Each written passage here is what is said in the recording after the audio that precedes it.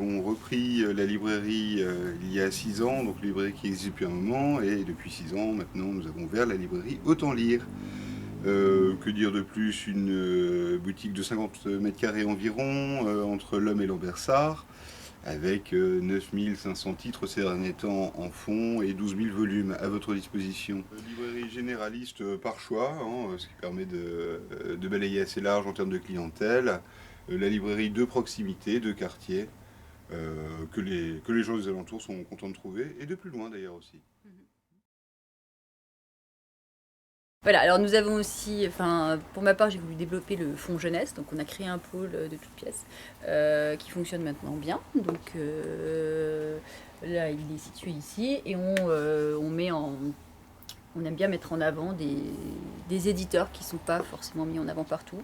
Et puis moi j'ai de gros coups de cœur, donc j'ai surtout du mal à me limiter. Mais voilà, donc dans le cadre de la Voix des Indés, on a choisi de mettre en avant Sarbacane. Et justement, la Voix des Indés permet aux libraires de mettre encore plus en avant des éditeurs, des petits éditeurs indépendants, avec lesquels on travaille très bien, qui sont très proches de nous, avec lesquels on a une grande écoute. Et qui en plus, quand on organise une opération comme ça, eux sont très contents aussi. Donc on trouve vraiment, chacun il trouve son compte. En général, ils nous proposent énormément de cadeaux, d'affiches pour les clients, ce qui est très bien aussi. Et c'est un vecteur de communication qui est bien et qui fonctionne bien. Les mêmes objectifs et on vit un peu la même chose, même si on est l'un du côté de la vente du livre et l'autre de le côté de la création. Mais on a cette même volonté d'indépendance, de donner la chance à tout le monde aussi, aux petits, aux nouveaux auteurs, hein, aux plus jeunes auteurs. Et nous c'est pareil, au côté libraire, on aime bien mettre en avant que ce soit de jeunes auteurs ou de jeunes maisons d'édition. Jeunes ou moins jeunes, parce que Sarbacane a déjà 10 ans, et heureusement qu'ils ont 10 ans, parce que voilà, donc, et Sarbacane, et c'est aussi pour ça qu'on les a choisis, c'est qu'ils sont pionniers aussi en la matière, et qu'ils laissent la place à de tout jeunes écrivains, c'est-à-dire il y a de très nombreux premiers albums, premiers romans, chez Sarbacane, et ça fonctionne très bien. Alors sinon, donc là sur la librairie, on a mis en place le pôle événement, donc là consacré entièrement à Sarbacane. Ce qu'on aime bien chez Sarbacane, c'est qu'il y a aussi tous les âges. Il y en a pour tous les âges et c'est une production très hétéroclite. Donc il y a pour les tout petits déjà. Des livres comme ceci, c'est la collection A2 c'est mieux, qui est soutenue par Amnesty International, donc qui correspond aussi à ce que nous on veut véhiculer auprès de nos clients. Il y a aussi une grosse production, beaucoup d'albums qui sont sortis autour de la lecture.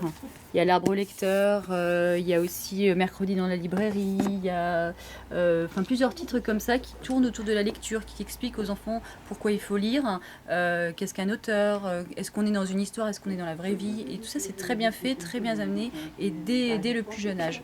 Après on a aussi beaucoup de choses qui touchent à la vie. Par exemple celui-ci, sur le cycle de la vie, de la naissance à la mort, pour l'accepter et le vivre de façon assez sereine. Il y a C'est quoi l'amour, qui est très bien aussi. Il y a, je sais plus, il y en a d'autres aussi sur l'absence du papa, c'est un papa formidable, je crois le titre. Après il y a des livres-jeux, il y a l'île aux 60 heures, la coccinelle cherche maison. Il y a des livres très drôles autour des proutes. Vous en avez 3, ça marche très bien. Il y a des livres un petit peu plus didactiques comme celui-ci. Voilà, et puis il y a ceux-là qui sont des livres magnifiques, des albums. Le deuxième vient tout juste de sortir. Voilà, et en plus il parle du Nord, sur les plages du Nord. Voilà, donc ça c'est très chouette. Et enfin, alors après ils vont vers les plus... Il y a aussi un rayon, des productions en BD. Il y a Anna et Froga, là ils ont commencé à faire pour un petit peu plus grand, et là pour un âge intermédiaire. Très bonne BD, bien, très accessible et en même temps très belle, avec un graphisme très sympa. Voilà, il y a des livres très drôles aussi, comme Ma tata Thérèse, là il n'y a pas d'âge pour le lire. Ça fait un peu penser aux productions de École des loisirs pour le chat assassin, et c'est très drôle. Pour amener surtout les enfants en lecture quand ils ont du mal à lire. Voilà, et ensuite il y a de la collection romans ados chez Exprime. Donc là, on en a quelques-uns, il y en a de plus en plus, assez hétéroclites aussi, et il y a notamment celui-ci qui vient de recevoir un prix qui sera bien présenté à Montreuil. Alors, pour ma part, j'ai beaucoup aimé le livre Abominable. De quoi s'agit-il? Page par page, en fait, des frayeurs d'un petit garçon.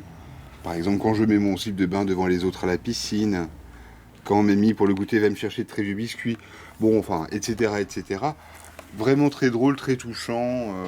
On s'y retrouve, on a tous vécu des situations de cet ordre-là. Un petit peu les pires hontes de sa vie, les pires moments de sa vie, on les retrouve là-dedans.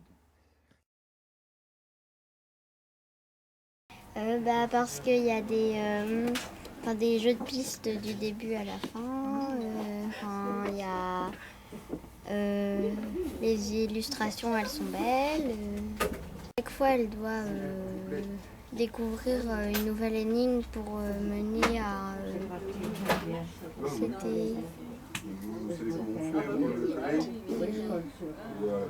Elle avait un mystère au début et à chaque fois, elle a trouvé des nouvelles énigmes pour réussir à découvrir le mystère à la fin. J'ai participé à la Voix des Indés, j'ai participé aussi au Voulitou avant, la rentrée littéraire, et le roman historique. Donc ça fait beaucoup de lectures. Malgré ça, j'en achète encore. Et notamment donc La drôle de vie de Bibo Bradley, d'Axel Sand, que j'aime bien, et qui est un livre assez rigolo qui se passe aux États-Unis. Ça démarre d'un bistrot. Et après une longue épopée, ça se ramène au même bistrot. La guerre du Vietnam est déclarée et le Bibo là est appelé à partir à la guerre avec l'enthousiasme de son papy qui a perdu un œil à la guerre, de son papa qui a perdu une jambe en Corée. Lui se dit je vais sûrement perdre quelque chose aussi avant de revenir. Mais cet homme a un don, quelque chose de particulier. Il ne ressent absolument pas la peur. Il ne connaît pas la peur. Donc évidemment, il s'est très vite repéré, parce que c'est quand même original. On peut l'envoyer dans toutes les missions. Il y va sans éprouver la moindre peur. Sauf qu'à la fin, il commence à éprouver de la peur pour celle qu'il aime. Vous en dites pas trop là, non? La fin, il faudrait peut-être mieux pas. D'accord. Il est très drôle ce livre, par Il est très drôle, oui, il est drôle. Vraiment, c'est de l'humour d'un bout à l'autre, un peu au second degré. Ouais, j'ai trouvé ça assez drôle. C'est bien dans l'esprit d'Axel. Hein. Donc il a mérité son prix. Je savais pas qu'il avait un prix, mais bon, il le mérite. Il est l'actrice de Sarbacane depuis le début, tout simplement.